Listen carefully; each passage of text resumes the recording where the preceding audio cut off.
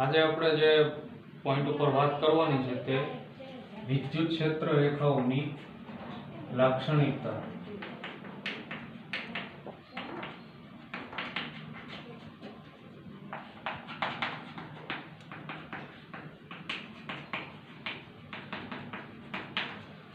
જે આપણો પ્રશ્ન છે તે વિદ્યુત ક્ષેત્ર રેખા એટલે કે ક્ષેત્ર રેખાઓની લાક્ષણિકતા જોવાની છે. પહેલી લાક્ષણિકતા એવી છે કે માનો કે એ લાક્ષણિકતા કે ક્ષેત્ર રેખાઓ એ હંમેશા ધન વિદ્યુત ભારથી શરૂ થઈ. ક્ષેત્ર રેખા એ ધન વિદ્યુત ભારથી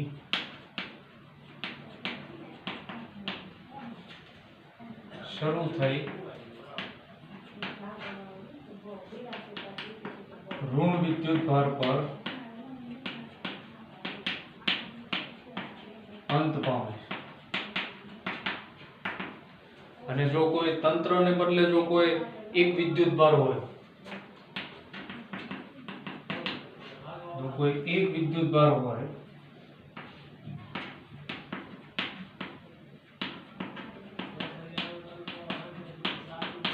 અનંત, જો એક વિદ્યુત ભાર હોય તો અનંત થી શરૂઆત થઈ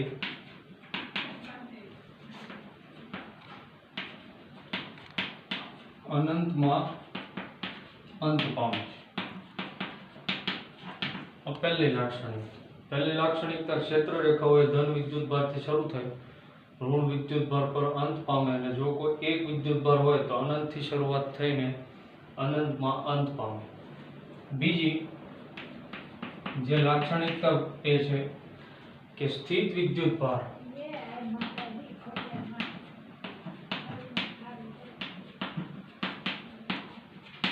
એ બંધ ગાળા જે સ્થિત વિદ્યુત ભારને લીધે ઉત્પન્ન થતું જે વિદ્યુત ક્ષેત્ર હોય છે એ ક્યારેય બંધ ગાળા રચતા નથી. ત્રીજી જે લાક્ષણિકતા છે એ કે વિદ્યુત ક્ષેત્ર રેખાઓ જે ક્ષેત્ર રેખાઓ એ ક્યારેય એકબીજાને છેદતી નથી. આ જે ત્રીજી લાક્ષણિકતા કે ક્ષેત્ર રેખાઓ ક્યારેય એકબીજાને છેદતી નથી. અને જો કદાચ આપણે એવું ધારી પણ લઈએ, માનો કે ક્ષેત્ર, માનો કે કોઈ અહીંયા બિંદુવત વિદ્યુત ભાર 2 કુલમ જેટલો છે, તો આ આસપાસ જે એની આસપાસ આપણે જે દોર્યું છે એ ક્ષેત્ર રેખાઓ. જો કોઈ બીજું વિદ્યુત ભાર એની પાસે મૂકેલું, માનો કે 3 કુલમનો વિદ્યુત ભાર, તો આ માનો કે એની ક્ષેત્ર રેખાઓ છે. અહીંયા આપણને એવું લાગે કે આ ક્ષેત્ર રેખાઓ આ ક્ષેત્ર રેખાઓ એકબીજાને છેદે છે, પણ વાસ્તવમાં એકબીજાને છેદતી નથી. જો એવું માનીએ કે આપણે એવું લઈ લઈએ કે માનો કે આ બંને ક્ષેત્ર રેખાઓ છેદતી હોય, તો અહીંયા છેદન બિંદુ જે આ બંને ક્ષેત્ર રેખાઓનો મળે, એ છેદન બિંદુ આગળ 2 સ્પર્શક મળે, એક આ દિશાનો અને એક આ દિશાનો. અને જો 2 સ્પર્શક મળે તો ક્ષેત્ર રેખાની દિશા બદલાઈ જાય, જે કોઈ દિવસ શક્ય નથી. એ ક્યારે શક્ય નથી. એટલા માટે ક્ષેત્ર રેખાઓ ક્યારે એકબીજાને છેદતી નથી. જો છેદે તો છેદન બિંદુ આગળ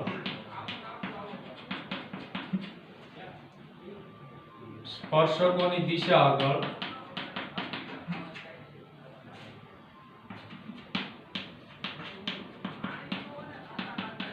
ક્ષેત્ર રેખાની દિશા બદલાય.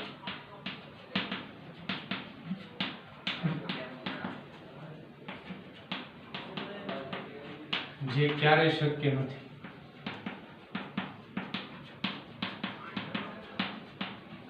ફરીથી આજે સમજવાનું જે ત્રીજી છે લાક્ષણિકતા છે તે ક્ષેત્ર રેખાઓ ક્યારે એકબીજાને છેદતી નથી. જો એ છેદે તો જેનું છેદન બિંદુ હોય એ આગળ સ્પર્શકોની 2 દિશા, જે 2 સ્પર્શક મળે એની આગળ 2 દિશા થઈ જાય, જે ક્ષેત્ર રેખાની દિશા બદલાય છે, જે ક્યારે શક્ય નથી. આ ત્રીજી લાક્ષણિકતા. આગળ જે બીજી લાક્ષણિકતા જોઈએ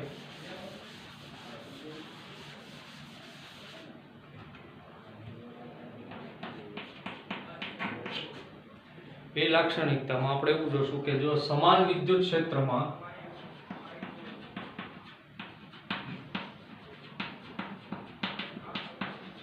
ક્ષેત્ર રેખાઓ એકબીજાને સમાન તેમજ સમાંતર હોય છે। આ ચોથી લાક્ષણિકતા કે સમાન વિદ્યુત ક્ષેત્રમાં ક્ષેત્ર રેખાઓ એકબીજાને સમાન તેમજ સમાંતર હોય છે। ઉપરાંત પાંચમી જે લાક્ષણિકતા છે એ જોઈએ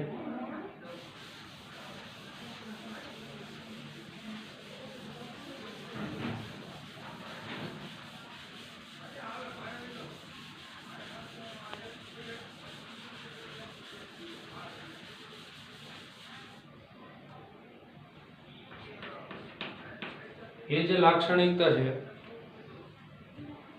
કે જે ક્ષેત્ર પાસે ક્ષેત્ર રેખાઓ ગીચ હોય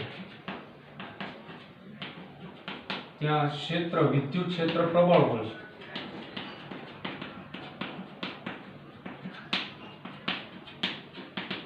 જ્યારે જે જગ્યાએ ક્ષેત્ર રેખાઓ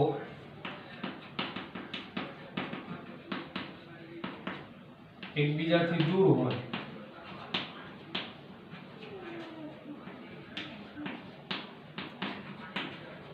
ત્યાં વિદ્યુત ક્ષેત્ર નબળું હોય। જેમ કે આપણે અહીંયા વાત કરીએ, માનો કે આજ આપણે કોઈ એકમ ક્ષેત્રફળ વાળું સમતલ લઈ લઈએ, આમાંથી માનો કે કોઈ ક્ષેત્ર રેખાઓ પસાર થતી હોય વિદ્યુત ક્ષેત્ર E, તો માનો કે આપણે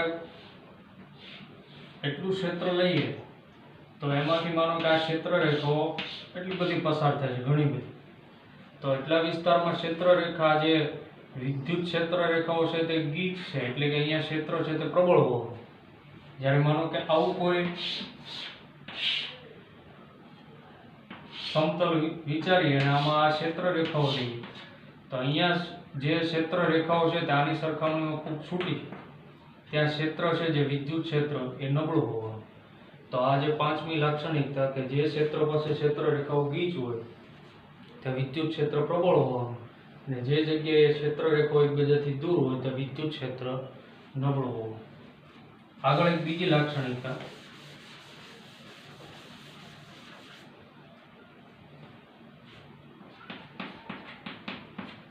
વિદ્યુત ક્ષેત્રમાં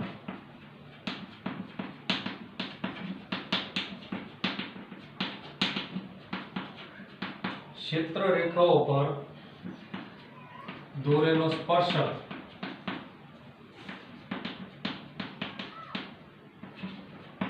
એ વિદ્યુત ક્ષેત્રની દિશા બતાવે છે।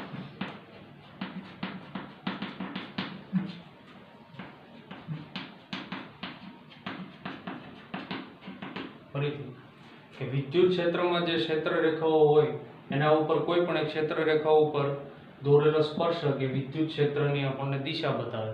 માનો કે આ દિશામાં બધી ક્ષેત્ર રેખાઓ હોય તો આ ક્ષેત્ર રેખાઓનો કોઈ પણ બિંદુ આગળ દોરેલો સ્પર્શક એ જે સ્પર્શકની દિશા છે એ આપણને વિદ્યુત ક્ષેત્રની દિશા બતાવે। અહીંયા જે આ ક્ષેત્ર બતાવેલું છે એનામાં, તો આ બધી જે આપણે જોઈ વિદ્યુત ક્ષેત્રની લાક્ષણિકતા છે। હવે બીજો સવાલ, જે આપણે જે પાંચમી લાક્ષણિકતા જોઈએ તેને અનુરૂપ જોવાનું છે વિદ્યુત ફ્લક્સ ઉપર।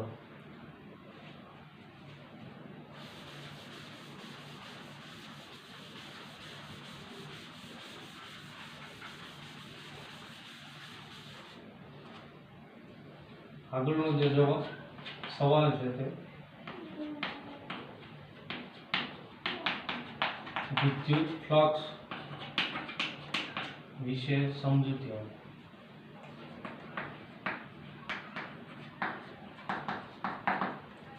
ફરીથી જે સવાલ છે તે વિદ્યુત ફ્લક્સ વિશે આપણે સમજૂતી આપવાની છે।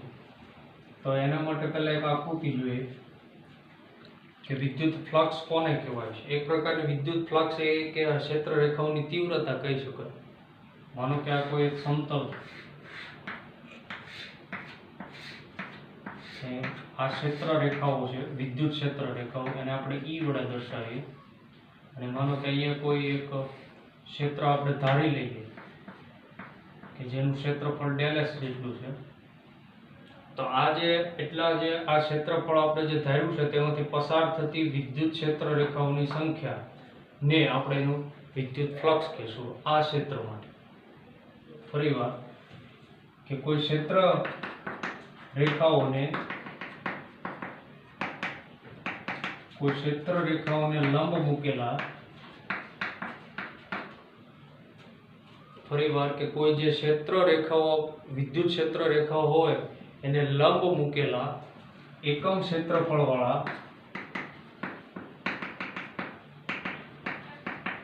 સમતલમાંથી પસાર થતી વિદ્યુત ક્ષેત્ર રેખાઓને અથવા તો વિદ્યુત ક્ષેત્ર રેખાઓની સંખ્યાને તેનું ફ્લક્સ કહે.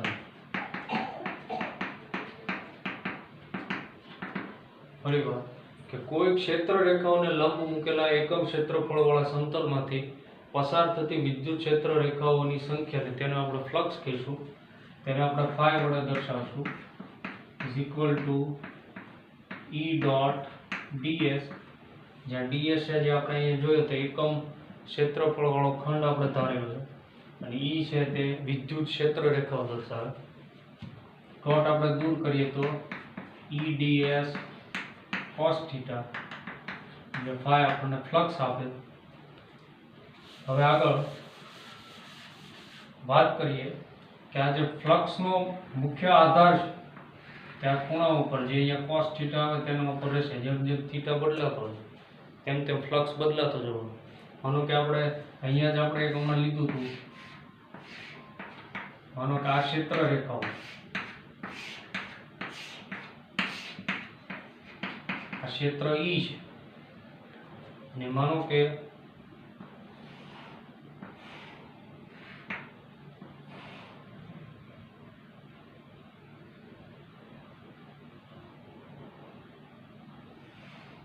∇S જેટલો ખંડ લઈ લે કોઈ એકમ ક્ષેત્રફળ વાળો.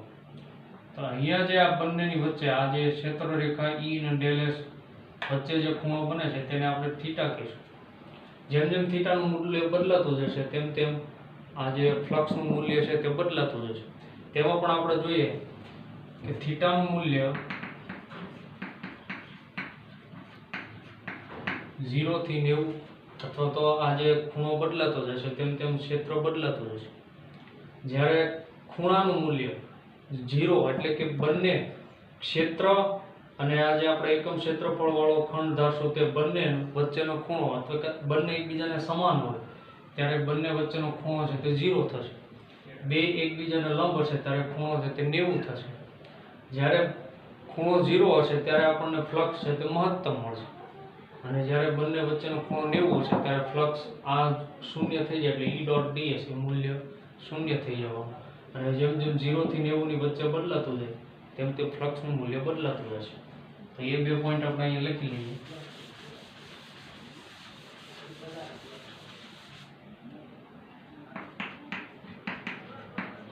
જેમ જેમ થીટાનું મૂલ્ય બદલાય તેમ ફ્લક્સનું મૂલ્ય બદલાતું હોય છે.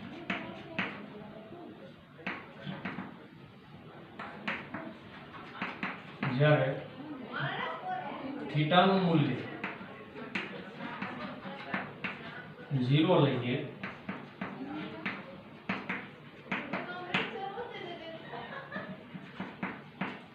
ત્યારે ફ્લક્સ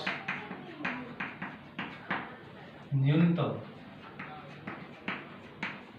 જ્યારે ફ્લક્સનું મૂલ્ય 90 એટલે કે એકબીજાને લંબ હોય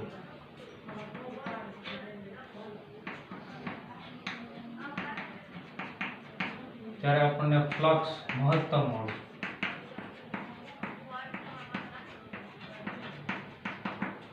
તો આ થઈ વિદ્યુત ફ્લક્સની વાત.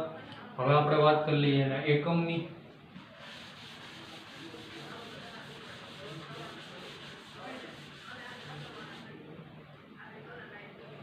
વિદ્યુત ફ્લક્સનો એકમ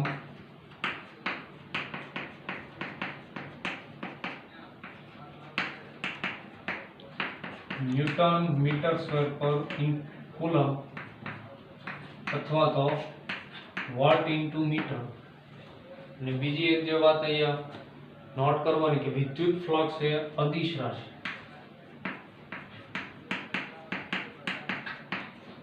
અદિશ રાશિ એટલે કે માનો કે આ ફ્લક્સનું મૂલ્ય આવશે, માનો કે એકમ ક્ષેત્રફળ વાળી સપાટીમાંથી કેટલી ક્ષેત્ર રેખાઓ નીકળી તે સંખ્યા મુજબ એનું ફ્લક્સ મળે, પણ એની દિશા આમાં લેવાતી નથી. એટલે કે કોઈ પણ દિશામાં આ તરફથી આ તરફ હોય કે આ તરફથી આ તરફ હોય, આપણે તો કોઈ એકમ ક્ષેત્રફળ વાળી સપાટીમાંથી જે ક્ષેત્ર રેખાઓ નીકળે એના આધારે એનું ફ્લક્સ નક્કી થતું હોય, એ માટે એ અદિશ રાશિ. અને બીજું કે વિદ્યુત ફ્લક્સનો એકમ ન્યૂટન મીટર સ્ક્વેર પર કુલમ અથવા તો વોલ્ટ ઇન્ટુ મીટર. તો અહીંયા સુધી આપણે જોઈએ, આગળ આપણે કાલે વાત કરશું.